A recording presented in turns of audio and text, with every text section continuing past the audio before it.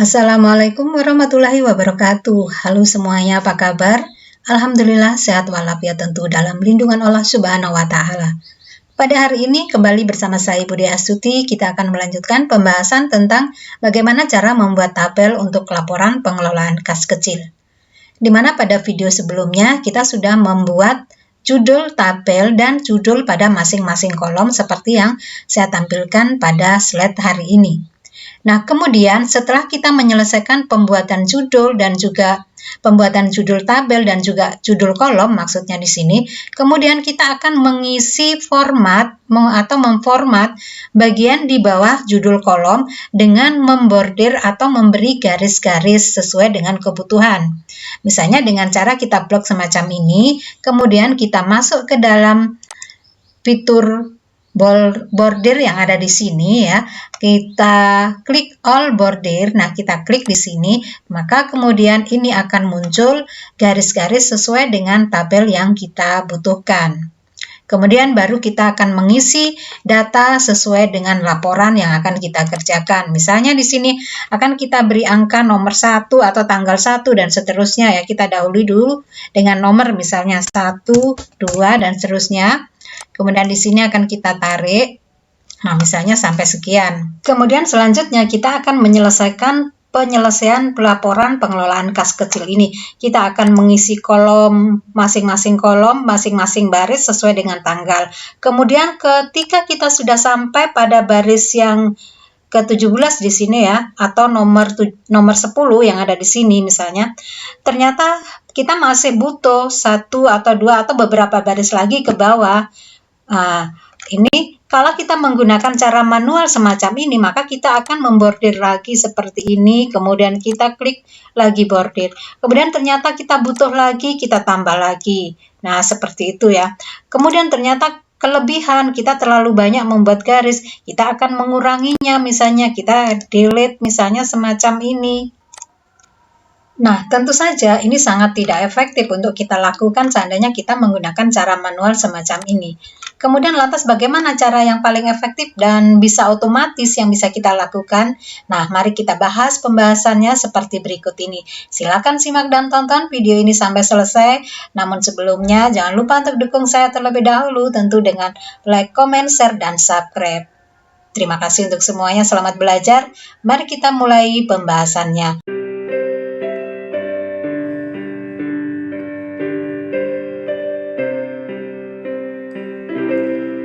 Langkah pertama yang harus kita lakukan setelah kita menyelesaikan pembuatan judul tabel dan juga judul kolom yang seperti pada layar semacam ini, sekarang kita akan tempatkan kursor kita di tempat yang akan kita bordir ya. Di sini di bawah kolom nomor ini kita blok sampai ke sebelah kanan sampai pada batas kolom terakhir pada tabel yang kita buat. Nah, setelah kita blok semacam ini, kemudian kita akan beri Ctrl Shift, kita tekan pada keyboard ditambah dengan down yang ada di keyboard ya.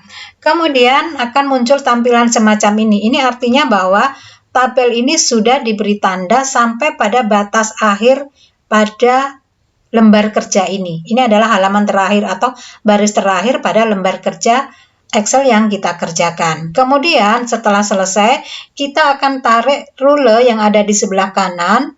Ini tarik ke atas. Ya, ini akan kita tarik sampai ke atas. Kita tarik sampai ke atas, sampai batas atas semacam ini. Kemudian kita masuk ke conditional formatting yang ada di atas, fitur conditional formatting ya. Ini kita klik, kemudian ada tampilan semacam ini, kita ambil klik new ruler yang ada di sini. Kelihatan ya, ini new ruler, kita klik.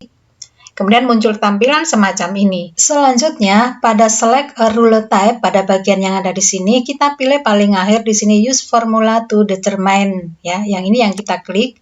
Nah, yang ini. Kemudian kita masuk ke baris berikutnya yang ada di sini, format values. Ya, ini kita letakkan kursor kita di sini. Nah, seperti ini. Kemudian setelah ini kita letakkan kursor, kita masuk ke tabel yang akan kita bordir tadi. Kita letakkan di sini, kita klik. di bawah judul kolom nomor ya. Kita klik, kemudian kita ikuti dengan tanda kurang lebih ya. Nah, seperti ini, dan diikuti lagi dengan tanda kutip, tanda petik 2 kali. Nah, seperti ini. Kemudian supaya ini tidak bergeser, pada tanda yang ada di sini ada tanda absolut. Ini kita hapus setelah huruf A, dan antara huruf A dan 8 yang ada di sini, ini tanda absolutnya kita hapus sehingga jadi seperti ini ya. Nah, setelah selesai seperti ini, baru kemudian masuk ke format. Nah, klik format, yang tombol format yang ada di sini ini diklik. Nah, kemudian muncul tampilan ini, barulah kita akan mengedit mana yang akan kita beri bordir. Kita akan menggunakan garis putus atau garis lurus biasa. Saya akan gunakan yang garis lurus biasa ini, kemudian kita bordir keseluruhannya saja, misalnya seperti ini, kemudian oke, kita klik oke. Nah, setelah selesai, kita klik oke lagi di tampilan yang ini tadi. Nah, selesai sudah pekerjaan kita memformat otomatis tabel yang akan kita kerjakan. Hasilnya seperti apa? Kita akan coba di sini ya. Nah, misalnya kita akan mengetik angka 1 di kolom nomor. Kita mulai dengan angka 1. Kita ketik angka 1, kemudian kita enter. Nah, secara otomatis maka garis tabel akan muncul.